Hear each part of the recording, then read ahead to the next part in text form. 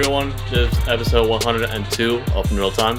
Welcome back. Here with me is the mileage tracker, OSG. How's it going, sir? Oh, God.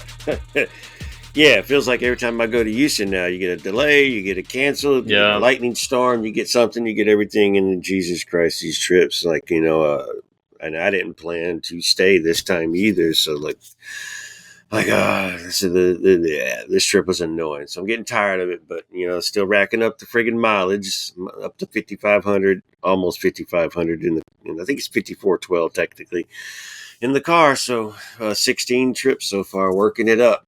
So we'll keep going though. We're just at the halfway point. No, man, you're racking up the miles and the rain, man. Like I was definitely worried about you yesterday because I was definitely worried that the game was gonna get delayed and suspended again. It only got delayed for an hour, thankfully, but still, like after the game against LAFC that didn't get played, I definitely understood why you're concerned. Yeah, bro. I'm like, this is getting annoying. And like I said, I didn't plan to spend the night. I planned to come back. So, the longer these delays take, the more annoying it is, and the you got to make decisions. So,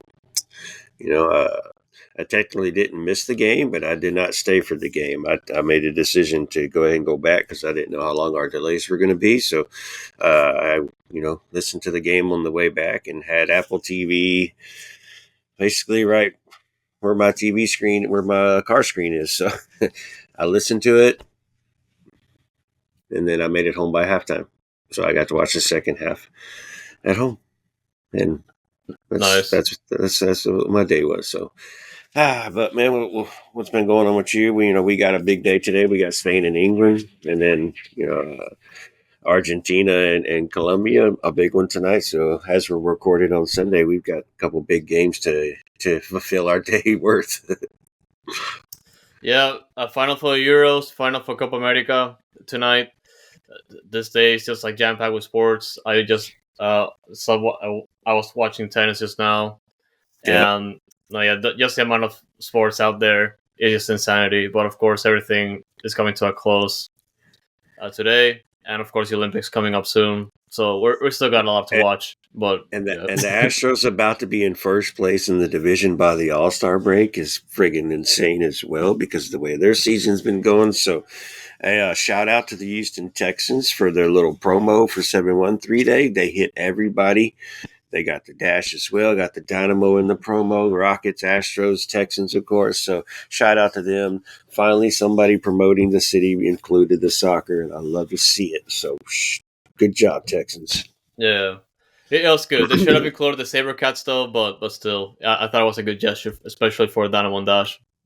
Yeah, that is true. SaberCats need to get in there. They do need to get in there. Yeah. We got to get them out there a little bit more into the public. For sure.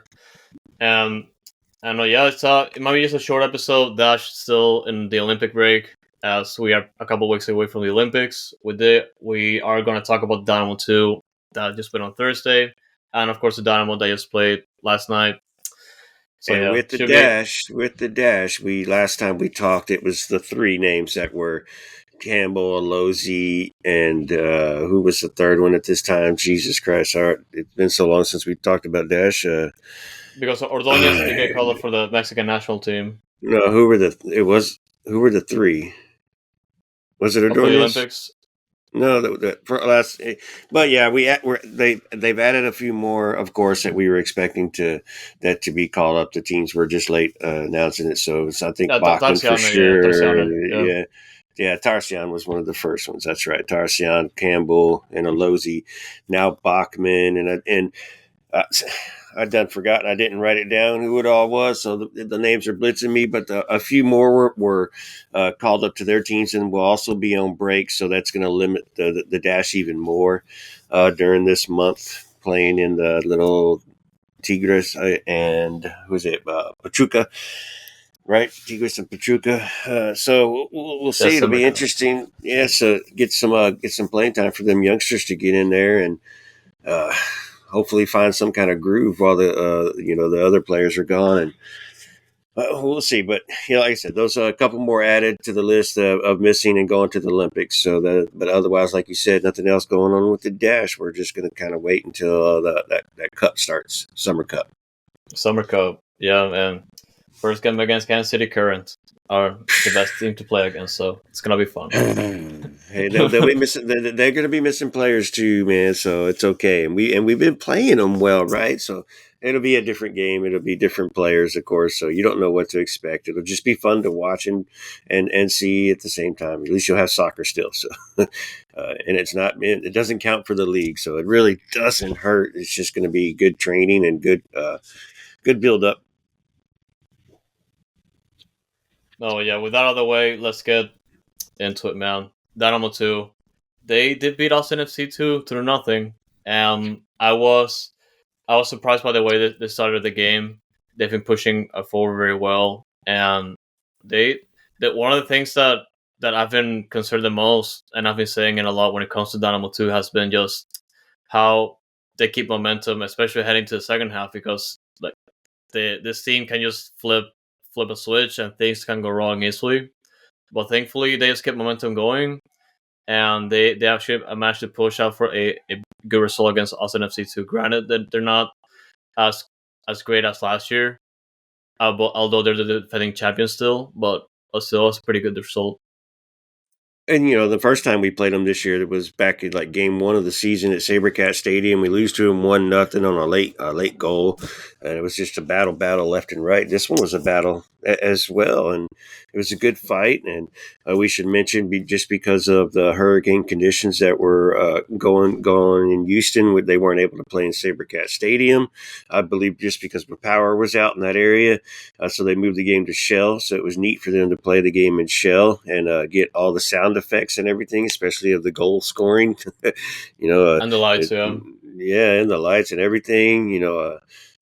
Too bad they sat the fans under the camera instead of putting them at least in one area over there on the other side. But that's okay. Whatever, it is what it is. The players knew some of the fans were there that did attend, so it was fun for them to play. And like you said, it was a little different. You're riding off of the last game. Played well. Austin played well too at the same time, but it was Houston with the set piece differences, obviously, right? But it was a good game, man. Pretty good game for a change. And out of the whole lineup, I just wanted to get a couple highlights in here, because I'd say like a good chunk of the credit for this win goes to Nico Hansen, the goalkeeper, because he was definitely tested a few times this game, and I believe he ended the game with 4 saves. And especially in the second half, up until the red card for Austin, because Austin ended up playing with 10 men around the 70th minute. But still, he kept getting tested on and on and on, and he stood his ground. Of course, Javier Valdez is with international duty with the Dominican Republic. He's also going to Olympics, so it's pretty much Nico Hansen from here on, and that was a pretty good test for him. Bro, like he called his inner Steve Clark in this one. Just some of those saves he was making, and especially that one in the top right corner late. It was already 2-0 Dynamo Dose, and they get that header, and it looks like it's going to get in that top corner, but he and just snatches the ball. But some of his saves were just, I think 3 of those 4 saves were, you thought the goal was coming. You thought Austin was getting ready to score. And one of them, I think they kicked it straight at him, and it was just okay, cool. But I thought they were going to score on that one too. So they were all dangerous shots. But Nico Hansen save of the day, man. Keep that clean sheet. What a game he had, and he's been pretty confident and has done a great job this season as filling in for Valdez and just playing. Period. So good backup or good keeper to have right there. I wouldn't even say backup. He's just a good keeper to have right there. And so shout out to Hansen again. Clean sheet. Yep. And also shout out to David Garcia. I believe he's a 19-year-old forward from the Dynamo Academy that scored his first pro goal. That was his second goal that was scored in the game. And he came off the bench and just got it, man. He also had a granted, but still, a goal's a goal. So shout out to him for that. He also got a lesson before that happened. So David Garcia, unnecessary slide tackle in with the team going the opposite direction, nowhere to go, and then your slide tackle right in front of your coach too, and then you get a yellow card, and coach calls you over and talks to you like, come on, man, that was unnecessary. You didn't need to do that. Blah blah blah. Wasted yellow card. Earned yellow card for real moments. So he took it and he exerted that energy and he put it in the goal. And I looked when celebrating. He looks little, man. He looks little on TV, and I went back to him and watched the replay. Like, how did he get up, man? How did he get up? They just weren't market, bro. They just weren't market. But it was nice header, kind of reminiscent of the first goal. They were looked like both. I mean, it was a replay of each other. It's kind of cool. Yeah, and of course we can really close out the highlights without mentioning Diego Gonzalez because he keeps providing all the assists for this team. And the captain, I think this is his 7th or 8th assist of the year, if I'm not mistaken. But still, he leads the team in assists, and I wouldn't be surprised if he's like one of the best in the league when it comes to that. So Diego Supposedly Gonzalez, man, it's he 2 goals still and got it. 4 assists. It's 2 goals, 4 assists, supposedly. So 4 assists. Okay, I got it wrong. yeah. I was thinking the same thing too, though. But I had it right here, so I looked. But no, he got. It doesn't. Yeah, I think he got both. Maybe unless they didn't give him both assists last night, but he had to. He took both the corners, right? Yeah. And then the first header was I like it because sometimes I don't like whenever your team is just standing in the box. It is crowded, but there's no movement, and you're kicking a corner too. So you're not able to battle for your ground to go to win the ball. You just got to hope the ball ends up in your space, and you're the one that can get to the head. Well, this corner kick, there was like 2 people standing in the box, and 3 others were out in the box, and they came running in.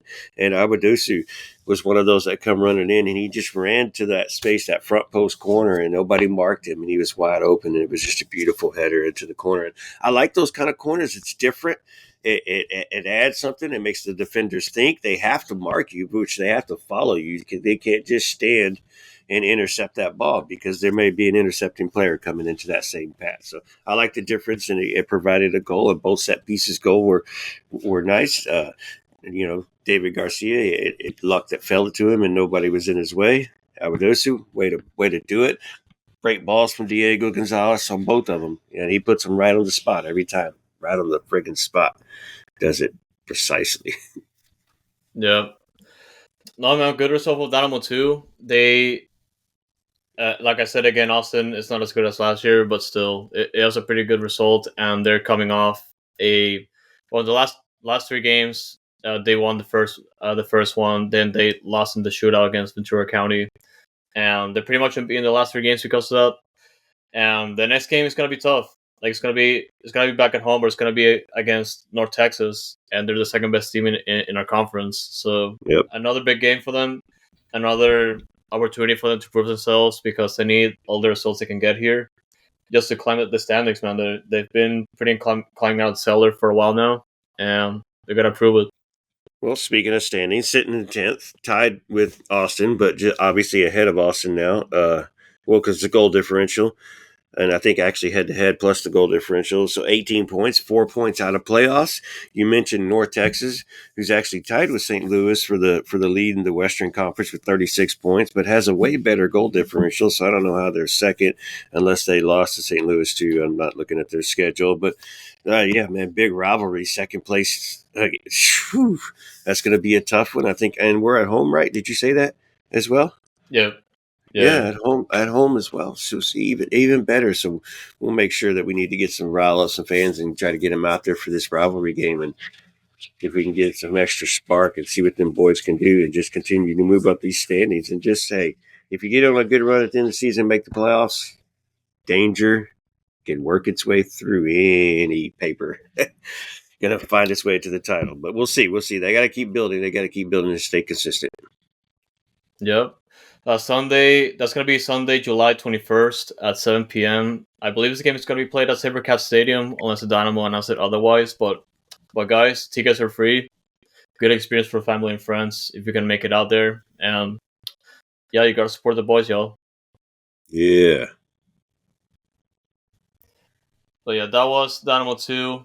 Man, let's talk about Dynamo, man. I've been I've been wanting to talk about this for a while now because this game, man, this game was a lost opportunity, and I was I was furious, man. Just because we've been getting all these opportunities in, we've let Minnesota get into the game, and we've been kind of be saved by save us at the last minute, you could say. Now we wasted opportunity for 3 points here for the full 3 points. Yeah, man. Coming into this game, Minnesota hasn't won in 6 games. They're reeling. They're having a bad time. They're bad form. We're not in the best of form. We're not playing consistently from game to game, but you know what your lineup's going to look like. You know what to expect from it. Just will they execute in the end, or will they make a mistake that'll kill us in the end? Coming into this game, the Escobar is suspended with that accumulation for real finally. So Steres gets that start. I'm fine with Steres over there. I have no problems with Steres. And then Sebas, who we kind of expected to get that start back up top. And of course, it's Seba that goes to the bench in his place. So otherwise, that's, nothing changes in your lineup. You know what to expect in this game. You're hoping that this should be a home game, a team coming in not playing well, you're familiar with. You should get out of here with 3 points. And then the whistle blows, and it was kind of a stalemate of a first half. I don't. Yeah. Besides Minnesota taking 2 shots in the first 3 minutes right there, trying to test us already, and I'm like, well, come on, you got to be kidding me! This is how this game's going to go. First off, 3 minutes, nuts. But yeah, kind of stalemate first half for me, man. Yeah, the first half, it was very concerning at first because Minnesota they get that good chance of the break, and it was probably their best chance of the game, like up until like in the middle of the second half. But still, it was a pretty dangerous opportunity, and Minnesota, whenever they're able to set up quickly, they've been able to create their own spaces, and everyone was at the place they had to be, and they just been able to almost capitalize a few times. And like thankfully, Houston they kind of picked up things offensively. They started attacking in the first half, but not much came out of it. Like, it definitely sucked because we I think like in the first half, just in the first half alone, I think we kept possession for like almost 80% of it. And of course we like playing with possession and all that, but still like we're still having issues trying to get the ball through the middle, and not just through the sides, but just like find something in the middle. Because we've been able to, because we tried just with like all the passing, like here back and forth, but we've been looking for that perfect sequence just to try and get inside the box. Well, and I know I think I saw you mention it too yesterday, where you said Coco wasn't having one of his games. I like what Coco does, the type of passing that he does. He tries to create. So he's taking a chance with most of his passes to where it's not 100% pass. He's chipping some over the top. He's putting some down the middle. He's doing some quick little no look passing. But yeah, it's you're right though. It's more often than not his passes should be are clicking, and yesterday they weren't clicking as much, and that's probably a little bit of a difference coming through the middle. And of course, you have Bossy coming through the middle. It was a lot of congesting. Minnesota did well in countering. Minnesota played those wings pretty fast. They knew if they could switch the field, you could take advantage of Houston. In the end, Houston did well, defending well, giving up only 6 shots total. And Steve did have to make a couple of good saves and give up that one, but that's just more of a lazy marking on Mikel, I think, because Mikel, come on, bro, you saw that ball coming in, you should have expected. I didn't know why he wasn't sliding on the ground, just boom, a little touch, but whatever, whatever. No, yeah, in the second half, like when the second half started, we kind of, the way we were playing, we're able to set Minnesota up for that goal, particularly because, like I said earlier, they've been opening up, they've been sending the players wide, and they were just trying to find that lucky opportunity. And I believe that goal came out of it because it took a corner kick. I believe Yep. Basti was able to clear it out with his head, but then I believe one of the players, I think it was Rosales, that was wide open on the wing. He was just able to cross the ball like low on the ground to Robin Law to just put it in a tight angle, like far post to get the first goal. And I was like, man, we can't be doing it like this again, man. And this is what happens. And you could tell from here, like Minnesota was just playing to get that first goal and then bunker down as much as possible afterwards, just to try and get the result here. And I was pretty upset about that. Well, they even started the game with 5 friggin' defenders. They were playing 5-3-2, so Yeah. they were defending to win this game the entire time, and and then they find a way to get that friggin' goal, like you said, off a corner. It wasn't cleared very well. Ball was played back out to the wing. The offside line didn't move up fast enough. It all happened pretty quick, and then just a perfect ball where the dude just put it on the ground to that corner, like you said, and Law, all-star, does his thing. Just clips it right in, sneaks it past Steve, and when you're watching the replay, you see Mikel, he kind of stutter steps, and then he tries to catch back up, and it's at that point right there where he was behind, and I don't know why he wasn't running with him. I know he's probably expecting a cross to come in, and that's where Mikel's head was, and it ended up not being that, so he got caught a little step behind because he was expecting something different. So yeah, whatever. Those are mistakes you learn from. 1-0 though, but with what was that? How much? 20 minutes to go in the game. Minute. Yeah. Friggin', you're like, God, Jesus, here we go. At least there's 20 minutes left because we've been attacking well. So what's going to happen? The 20 minutes left, and that's when one of my main highlights of the game starts to appear. His name is Sebastian Ferreira. I don't know if you heard about him, but in the entire game, up until the last 20 minutes, nowhere to be found. Nowhere. And after the 70th minute mark, he just seemed like another player. We need to talk about that bicycle kick. We have to talk about it because before we even get to real quick, Ben subbed Aliyu for Seba and not Sebas for Seba. So he kept Seba in the game. He took the speed out to the wing and put Aliyu in. So I noticed that first thing right there when that sub was made. I was like, okay, he's going to keep Seba in and trust Sebas. And then, as you say, or we're saying, Sebas with his beautiful bicycle, bro. Yeah, man. But no, yeah, I was gonna mention that because I thought Ferreira was gonna be one of the first ones out, but I was surprised that Aliyu was just subbed out for that one. But yeah, just going back to that, he was like this close to scoring a bicycle kick, and I thought it was going in. Let me say it again. He was nowhere to be found the entire game, and he just I think the cross. I don't know if it came up from Dorsey or someone else, but still, it was a perfect cross, and man, Sebas was gonna be goal of the week for sure. It was gonna be incredible. And you could tell he felt he was close. He got up and his reaction was and I thought when it happened, like, oh man, even the announcers too, like, oh, that this would have been a stunner. This would have been beautiful. Oh.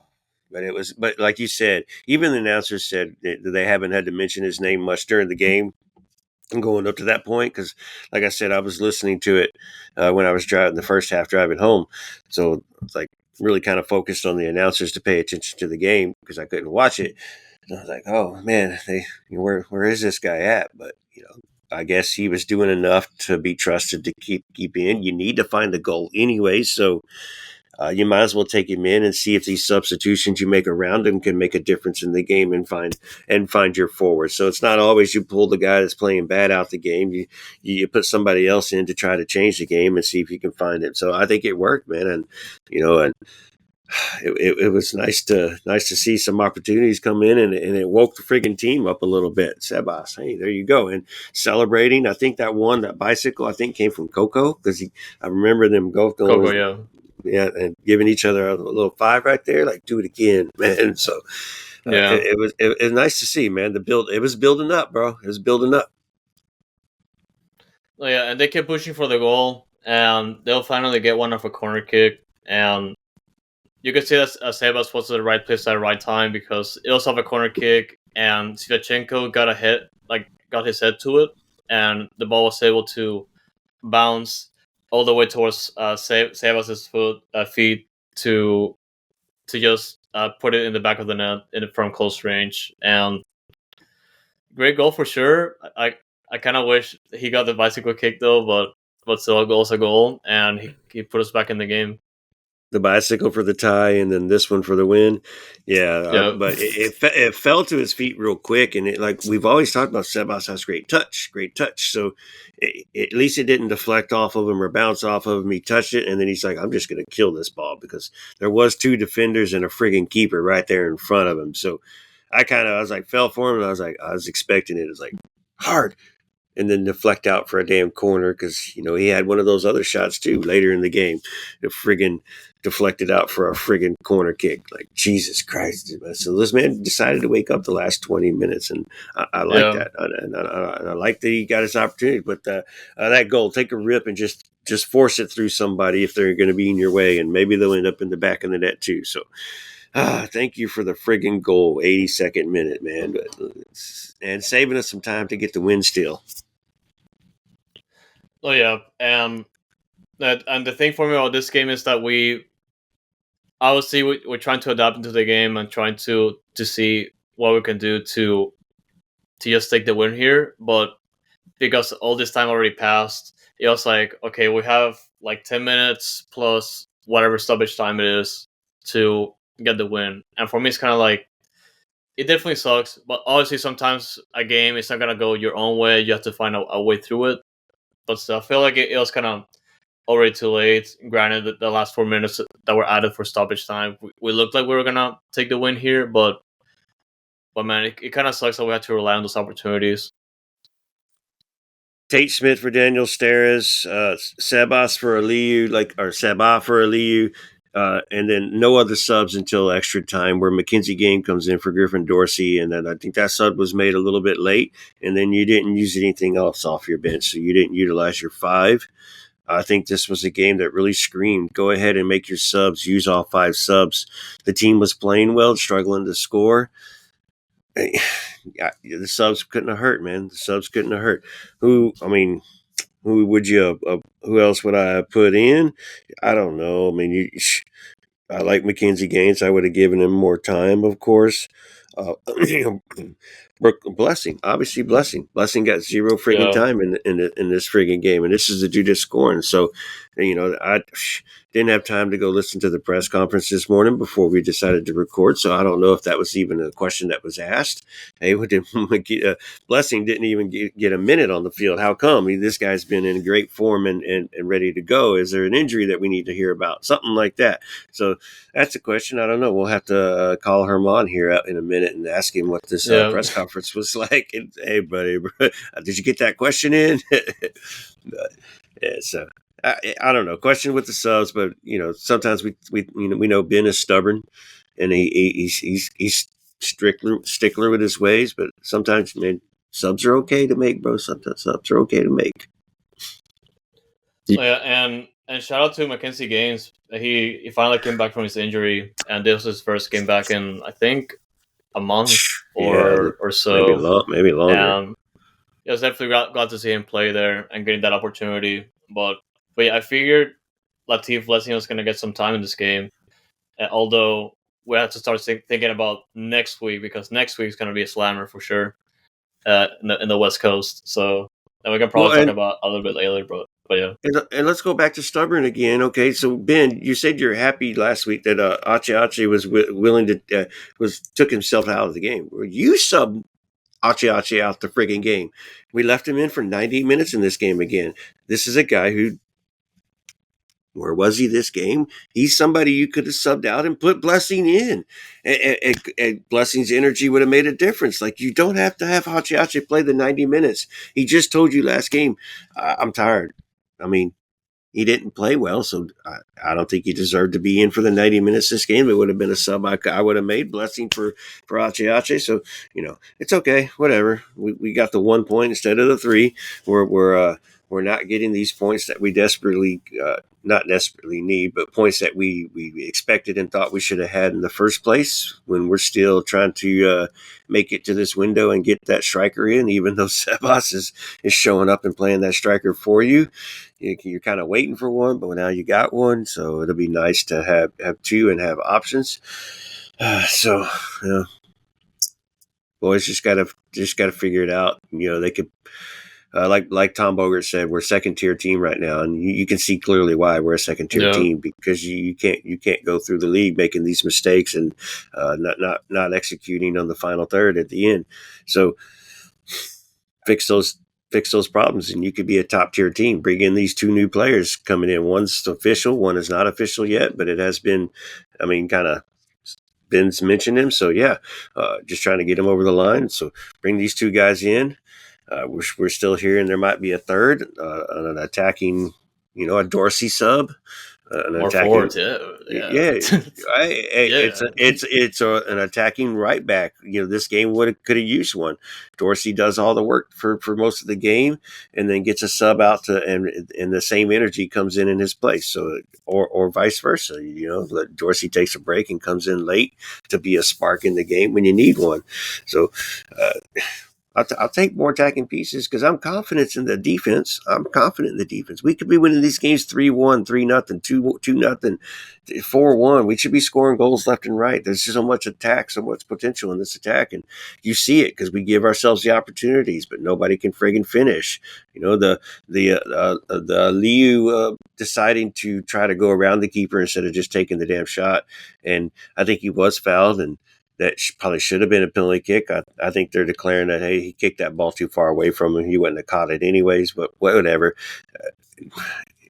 Whatever. It is what it is. So we just need to figure out how to friggin' score, man, and not let these games be so close. And so I wouldn't even call them competitive. These games shouldn't be so close. No, and a lot of sentiment, especially from the fans, it's pretty much like the energy. It's not consistent. And when I mention energy, it's more like, okay, we have to get a win here at home. We've already wasted opportunities during the season to get those 3 points here, and it's kind of unacceptable. We're getting those. We're starting to get those types of results on the road, which is extremely important. But at home, you can't do that, especially in a pretty tight competition for playoff spots. Just like being in the middle of the pack, trying to pretty much just get away from the crunch there, because we're only like a few points like in between all those teams. So it's gonna be tough. They need to get all those points, and this next week is not gonna be easy either. No, it's not gonna be. We got some tough opponents coming up. What was this? LA Galaxy at 9:30 coming up. With the San Jose game in between. Yep. I think it's San Jose first on Wednesday and Vancouver. Yeah. You're right, Vancouver and the Ponce debut. So you're going to be interesting this week to see what happened. The rotation on Wednesday at San Jose, another late game. I'm sure they're going to stay out west or either move up to Vancouver instead of coming all the way back to Houston to train. I don't know what they do. They may. Who knows? We'll have to see the schedule when we get it tomorrow. And I'll be ready for it, man. I'm ready for the Ponce, the debut. So that brings the question, since Sebas shows up for the last 20 minutes of last night's game, everybody's talking about two forward system. So there's going to be a way that both of these players are going to be on the field at the same time. I don't think Ben is going to change his system, his formation. It's going to still be the 4-2-3-1, and he's going to find a way to get them both on the field at the same time. Now, with their both starting, that's where the curiosity will come in to see how he puts them both on the field at the same time in that manner. As far as one starting and one coming in late, and they're both on the field at the same time, then I can see, it looked like a 2 forward system, and the formation changes a little bit because you're trying to score a goal, and Ben does do that.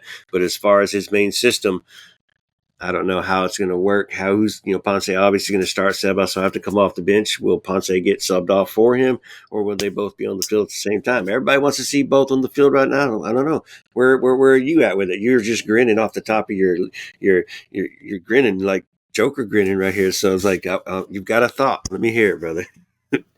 No, yeah, because it was a funny thought, and I don't think Benos is ever gonna do it. But I figured if he wants to play like a two-striker system, it's probably gonna be like a 4-2-2-2, and Oh, that Jesus that looks like a Christ. mess. That looks Yeah. like a complete mess. But no, I mean, Benos is gonna stick to his system for sure, and I'm there's a different the way I see it for this weekend. Bones is gonna come off the bench, and and we'll see what he can do. Because I still think Sebas is pretty much a starter at this point. He already has, I believe it was 5 goal contributions on last 4 games. So he's on form. Like he's contributing his own way. Like he's gonna be the lock for now, and Ponce is gonna have to earn it. Granted, he's our biggest DP yet, and he's gonna get that opportunity at some point. But for now, it's the Seba show. I'm going to disagree with you. Obviously, Wednesday, I mean, Sebas will start. if he starts, cool. But yeah, that's how I Ex- see it. expect him to start in Vancouver. He's with the team. He has been getting good reviews from Ben Olsen specifically, as you have seen from the press conference. He's spoken high regards on him. It looks like he's picking up and understanding what Ben is coaching and teaching. He's already said he's the starter, right? Okay, so the question was, will he start in his first game or will he come off the bench? He's here enough. He's practiced enough. He's in the heat. We're going to Vancouver. It's going to be a friggin' dome too. He's probably going to start. And I'd probably say that's on the betting end if you want to place your bet at ESPN Bet Live or whatever the hell it is. Uh, so make your bet, man. I'm telling you. But Yeah, Ponce probably will start. But like you said, some way somehow they're both going to get on the field at the same time, and I'm ready for it. And when the Anali comes in, man, this no, yeah, attack can get dangerous, man. It can get very dangerous, bro. I'm that's ready like for it. what? How will you say in a positive way? It's a kind of worms because Yeah. it's all good problems, man. Like we've gone from barely any attack, and probably in the span of a couple weeks, we're just gonna be like all over the place. So it's gonna be exciting to see. Well, and then Ben goes, I'm happy to have this depth. This depth. Everybody's healthy. We're Right? not we're not missing nobody. And Escobar's even suspended. So, but we didn't utilize your depth. You're happy to have it, but you didn't utilize it, man. You used 3 subs and you used one of them in extra time. So let's utilize that depth. And I guarantee he's going to. There'll be a some rotation on Wednesday night and then a little bit different on Saturday. So we'll see what he does and what he's going to do with. But it's nice to have nobody hurt, and Escobar will return. Hopefully, nobody gets hurt from here on out, and Ponce gets in there. We get an all across the board and get him into town and get him training so he can get in there. His minutes will obviously likely come in Leagues Cup because he's not even here yet. So, whew, I'm ready, man. I'm Yeah, ready. It's fun talking about the Dynamo right now, even though that game sucked last night. yeah. And a few things to keep in mind for next week. Griffin Dorsey is suspended due to the yellow card accumulation, and that's only going to take effect for the game against San Jose. So he should be back against the game against Vancouver. So Escobar is most likely going to play his natural position for a change. Don't So count on that, it. yeah, I probably in Ben Elsa's world, I doubt it, but No, yeah, Steres will play the right, and Escobar will stay on the left. yeah, Quote Mr. OSG here on that one too. yeah. I could be wrong, but I'm just that's just what Ben will do that. Watch. So No, it's Escobar, okay. yeah, We're in Ben Elsa's world, so it doesn't really yeah, matter. But yeah, yeah. it's his plan. And, And so it that's could be that. nice. I'm not going to complain if Escobar gets the right. It'll still be Steres on the left, so it's going to be Steres and Escobar, whichever way. But yeah, I don't see him saying right. Okay. Yeah, because it was that, and also Brooklyn Reigns is going to be representing the U.S. Under 20s for the CONCACAF Championship, the U20 Championship. So he's not going to be with us after this week, probably for like the next month or so. He's going to be in camp. So shout out to him and to represent the U.S. Get it, man. Like it. So that gives opportunity for someone to step in. You still got Greg Goose there. You got Valverde Yeah, playing for yeah. Dose, but I don't like what Valverde's doing over there at Dose. So I think we're gonna call that dude a wash and just let him play over there. He only played 54 minutes for Dose too, by the way. But I didn't like his movement. I didn't like him. Just to say that. Just to say it. So there's opportunity for players there again because Arthur can't play the 90 minutes. You don't need Ache playing the 90 minutes. So somebody's going to have to pick it up on the CDM side of things with Reigns leaving, and so that means Grey Goose might get some action back finally, which is good. We like him. We trusted him. So he just has disappeared from the Ben's radar. So we need to get him back in there though, unless you got another option. No, it's good. It's good to see you defending Gregors for a change, man. I mean, what are we going to do at CDM? Can't run Archer's batteries out, unless you're going to put Ache there. I don't think so. Archer does too much work, and then that just tires Ache out. So, yeah, I don't know. What do you do? Coco can play it, right? But last time this happened, Coco didn't play it. It was somebody else. That's why Grey Goose came in. So it depends on what Ben thinks of Grey Goose right now. Does he trust him enough to put him there? Or do you just drop Coco back into that 6 and let him play his natural position? Or 6.5, 7, whatever you want to call it, because he's now integrated as an 8. But whatever. Or a 10, whatever you want to call it. A lot of good problems, man. Yeah. A lot of good problems, and we got a bunch of players to try and cover that. Yeah. Yes. Good. It's a good problem to have, as Ben would say. It's a good problem to have. But man, that's as far as that. That's all the the big topics I had from the Dynamo last night. Nothing special. You do have the press conference on Tuesday announcing the new minority owner. So I can't wait to break it and see if my source is 100% correct and hit it on the friggin' nose, or if it's somebody else. But I'm pretty confident. Pretty confident in my source and the work he's doing. And so we'll see. But it's nothing that was of confidence. It's just there's definitely nothing that's being leaked, is what I should say. So everything that's being figured out is just being figured out on our own, and we're just making guesses. So we'll see. But so Tuesday, interesting. We'll give you an update. Big week ahead. Big week ahead. 2 games. And also for the minority ownership. I mean, a lot going on in our world here, so I'm excited, man. So keep an eye on our updates on social media. Of course, we're gonna update as much as possible. And guys, if you haven't already listened to our instant ramen with Tom Bogert, that show was incredible. Like, we pretty much got a lot of insight as to the new players coming in, especially Lawrence and Ali. It hasn't been announced yet officially, but it's pretty much a lock. So, and he goes into a good. We asked him about what he thought of Pat Elmstead, and he gives us a good descriptive answer. So like Foxtrot said, we encourage y'all to go listen to Instant Ramen that was released on Thursday morning.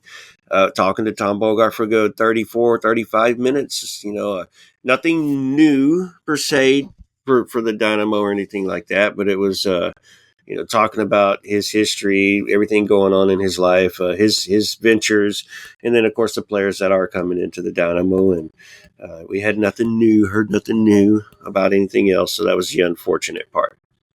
But yeah, a good interview though, man. Good interview. Good catch, Fox. Yep.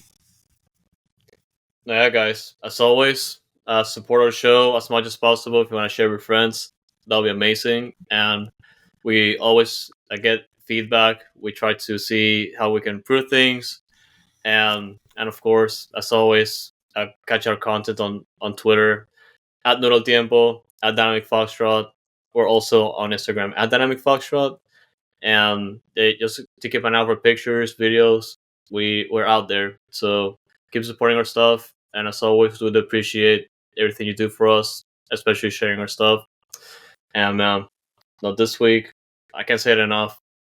We finally get to see Ezequiel Ponce, man. It's going to be insane. I think from here, man, it's going to be a good ride. It's time. We're ready for one, man. So let's see what happens and take that and then practice during Leagues Cup and then come back into a big final push to the MLS season. So, are we second tier or are we first tier? Yeah. To be continued. To be continued. And as always, guys, thank you so much for tuning in and stay noodle, y'all. H is up.